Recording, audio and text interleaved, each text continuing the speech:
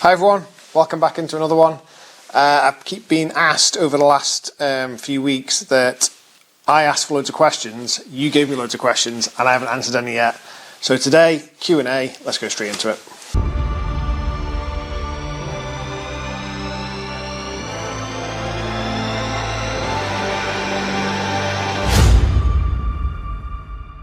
So before we jump in, Southern 100 was this week and it all finished yesterday. Had a great day's racing on Thursday, finally got some decent weather after basically 2 washouts and all those problems they had on the first night with the incident and then the hospital problems.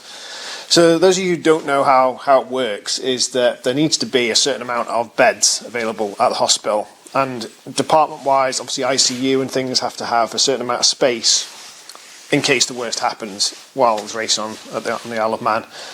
And people shouting all over social media again about what a disgrace it is that, you know, we're running this event and there's no space. But you don't know on the lead up to these events how much demand's going to be put on the health service. You just don't know, do you? You just can't predict the future. And it just so happened that there was a lot of those beds filled up before the Southern kicked off. And once we had that incident, the newcomers on the first night, there was no space in case something really bad happens, and it's sod's law, isn't it? If you just carried on saying, I'm sure it'll probably be all right, then probably the worst will happen, and then you've got a real problem on your hands. So yeah, that wasn't ideal, but it's happened before, and ultimately it'll happen again in the future, because unless you've got a way oversized hospital for the needs of this island, those scenarios are occasionally going to occur where you run out of space. And so yeah, that was a shame. And then we lost basically the next 2 days, didn't we, because of weather. But I didn't get down to Southern this year, just got far too much on at work. So I was working all day yesterday and had it on the radio, listening to it all. Yeah, there's a few incidents and stuff, but people ask me, why do they red flag everything at Southern? You know, because everyone seems to be just, you'll get a red flag and there'll be a bit of a delay and then there's an update, and 9 times out of 10 it's, oh, nobody's hurt, we'll get going in a minute. It's just a case of, it's such a narrow circuit anyway, and the crashing spots, hot spots if you like, tend to be places where they're prepared for it, and so Recticel goes up to prevent injury. And this is why we get quite a few incidents and fewer injuries these days. But as I've talked about before, when crashes occur and there's Recticel involved, often gets pulled out into the road, and the main reason for these stoppages is that the road isn't safe to continue. And you don't want to put anyone else's, you don't want to put anyone else at danger by continuing to run a race when there's stuff in the middle of the road that people can hit. So yeah, red flags do occur. Is there too many? No, I don't think so. It's unfortunate and frustrating when they do come out, but it's only for the safety of the riders, the marshals, the spectators, the medics, everyone who's involved. So yeah, a really, really well run event again yesterday. Had some great weather, some great racing. Davey Todd's clinched another championship in the championship race, and yeah, brilliant. Anyway, so let's get into these questions. Okay, we get straight into the questions. I've got them here on my phone, and they're all kinds of questions from different areas and categories. So I've literally just gone through and picked the first few for us to go through. Let's see how many we get through before we sort of run out of time and don't want to drag it on too long for you. So first one from G Ice Cool. My first TT this year, superb event, weather hit and miss. You guys do a tremendous job. But basically, question, have they stopped the electric category? And yeah, they have. And I was talking actually to some of the guys from Honda this year about the electric race. And because one of the guys who now works with Honda is Adam Chad Child. And you'll remember him as a journalist, and then he rode the TT a few times, and he did the electric race towards the end of its era. And he did it on a production electric bike, so a bike that you can just go into a showroom and buy. Sporty-ish, but not made to go racing at all. Brought it here. Basically, lock-wired things you had to look. Well, obviously, there's no sun plug on an electric bike. Caliper bolts, things like that. Took the reg plate off it. Took the mirrors off, usual thing, and rode it round and got 2 finishes, I think, on it.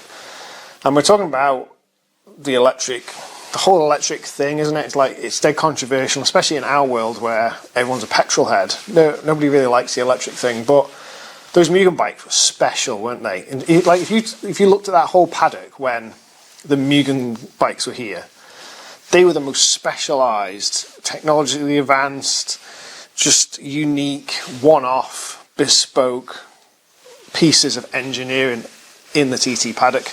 Yeah, they're not my cup of tea, and they're not most people's. But for what they are, for like the work, the energy, the brains, the technology, and just that's gone into those bikes was just like massive. And you have to appreciate them for that. Just because they don't make a noise doesn't make them horrendous, you know. But anyway, the electric thing has stopped. TT time now is so precious. Every session, every race, if it's not being completely utilised, it feels like a waste, especially now when there's so much demand on it. And you're having a race that basically there's 2 bikes in it, and then there would be a handful of bikes fighting for third, and the rest were just hoping to finish. And that's what it became in the end. They were hoping more people were going to jump on it and stuff, but it's just, you're never going to compete with Mugen, so you're ever going to compete for a 3rd place. It just became like university projects, and it never grabbed the hearts of the spectators. I know what they're trying to do. They're trying to like foresee the future and get ahead of it and look like pioneers, but ultimately it's just not what people wanted, and never going to be that popular. But the main thing that the Honda guys were saying about it was it was ahead of its time, really. Like if they were starting to think about maybe doing it now and approaching it in a different way, it maybe would have got a different kind of traction, and maybe I don't know. But there wasn't enough people in it. If you want to compete, you need to be spending £1 million on a bike to try and beat Honda. And ultimately, people just don't really like it. So yeah, the electric thing's over. It'll come back one day, I'm sure, in some form, but not in the near future, I don't think. Next question. 2 wheels are best. 327. Good username. Thanks, Jonathan. Another good one. Often wondered whether if a top racer, think of one in particular here, wanted to become a TM, would he be given priority when a vacancy occurs? Simple answer to that is no. And I mean no as in they would not be given priority because they're a top racer.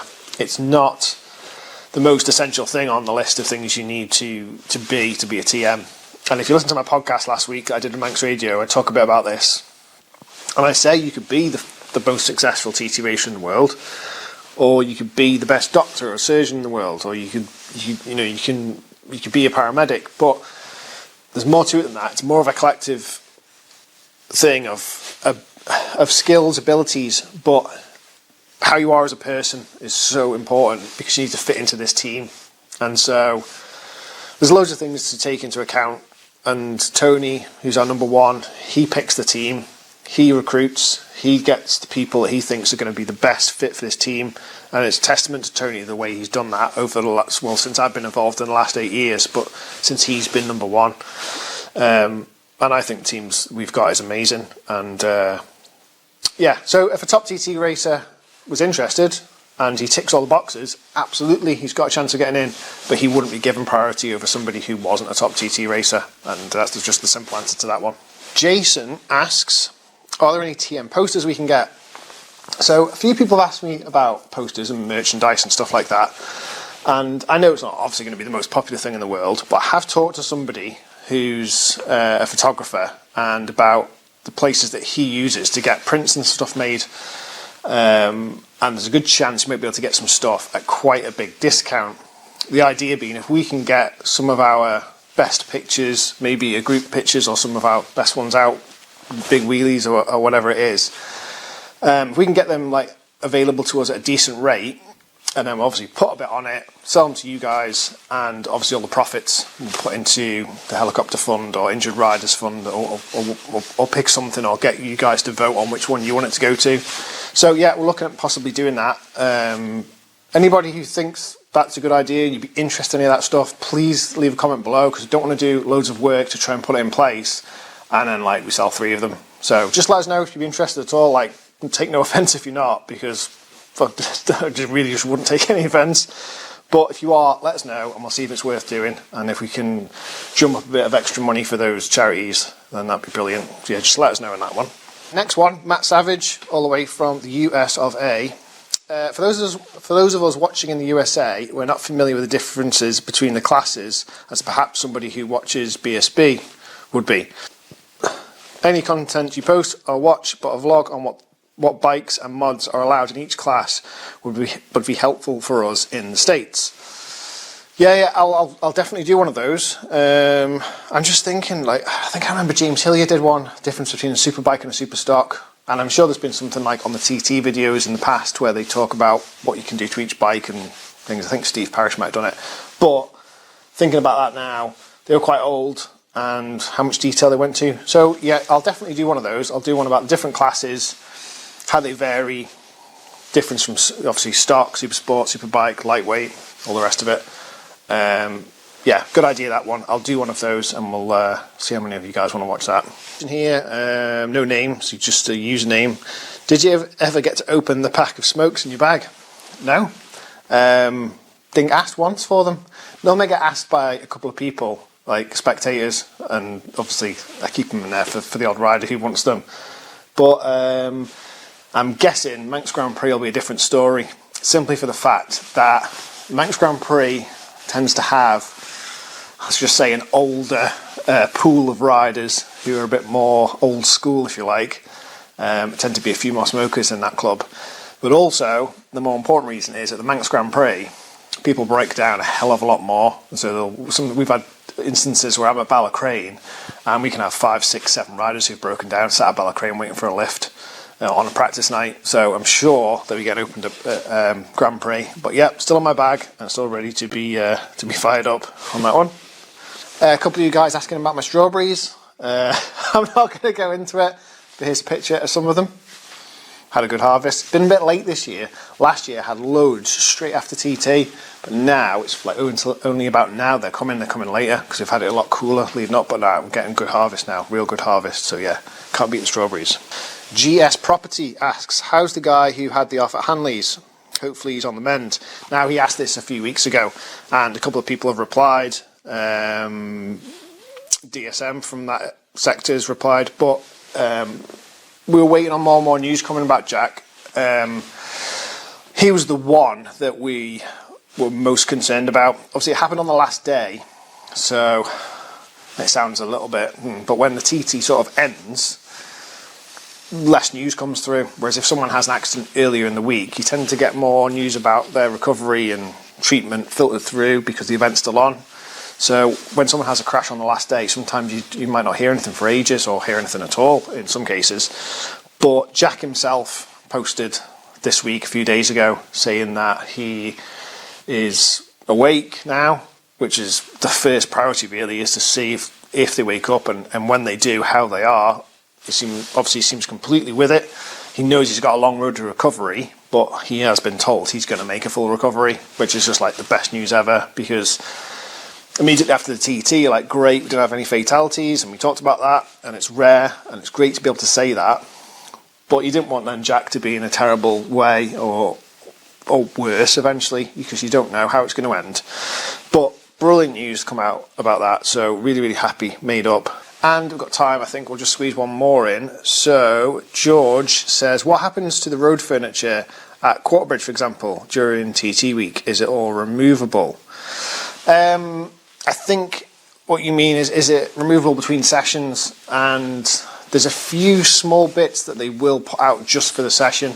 So like, one that sticks in my mind is as you come through Douglas Road Corner into Kirkmichael, the houses on the exit, it's got to have Recticel, but they take the Recticel away during the day so you can get access to in and out of your house, and then after the road's closed they put them back up, and there's a few places where they do that, and we pull some big bales out for like to give marshals some protection, like it happens at Ballacrane and places like that, and then they're pushed back in for like normal traffic. But 90% of the Recticels, like if you drive around the course right now, you'll see them through like Greba Castle, for instance. I'd say about 90% of it stays up now all the way through to the end of Grand Prix. It doesn't, obviously it's not hay bale, so it's not rotting or anything like that. It's all proper Recticel. There's a few bales around, don't get me wrong, but you put them out for TT. It's a big job to set it out. You can imagine for nearly 40 miles of course, a big job to set out all those bits. And then obviously we're in summer. Okay, yeah, it's been a bit wet, but we're in summer, and they stay up all the way through to the end of Grand Prix, and then you have to go out once and be collected once. There's a few exceptions to that. For instance, Ballacrane, again, another place we are, and at Ballacrane we have some of the big, massive black bales, and then we have Recticel in front of it, right outside. That's what I call the Ballacrane house now, but the old Ballacrane hotel, the old pub. And then on the exit of Ballacrane as well, there was a Recticel that runs up that wall, and that's all taken away just because the person who owns that house doesn't want that sat outside the front of their house for 3 months of the year. So there's a few of those which get moved, but a lot of it just stays out now until the end of Grand Prix and then gets pulled in after. Just touching on last week where we did the Newcomers weekend, and we went out in the cars and did some laps and did some briefings, and they had a bit of time on the bike simulator and things like that. Quite a few of those lads were here the week before to then go and do the Southern, and then some of them are going back. Some of them are even staying now. So talking to a lad from Australia, I think he was, and he's here now all the way through to the end of Grand Prix, so he's making a proper summer out of it, if you like.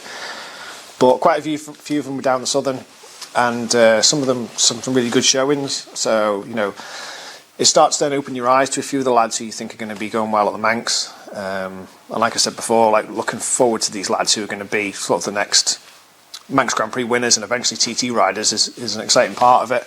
It was good to get to know some belting lads in there. They tend to be anyway, like road racers and everything. We all kind of common interest, very similar people in lots of respects. And so you tend to always just sort of get on with each other, and there's a great camaraderie between them all as well. They've all got to know each other really well from these meetings. Whereas when I did it, I knew the other local lads who were going to be newcomers, but all the lads who are coming from England, Ireland, and even further afield, never met them before. You don't know any of them until you get to the paddock. But because they do all this pre-event training and things like that now, they get together 3, 4, 5 times before the event even starts to get to know each other. So it's good. It's good in that respect. I like that. Yeah, I'll finish that one there. Like I say, any more questions, fire them down below, and we'll get another Q&A done on the lead up to Grand Prix. Thanks a lot.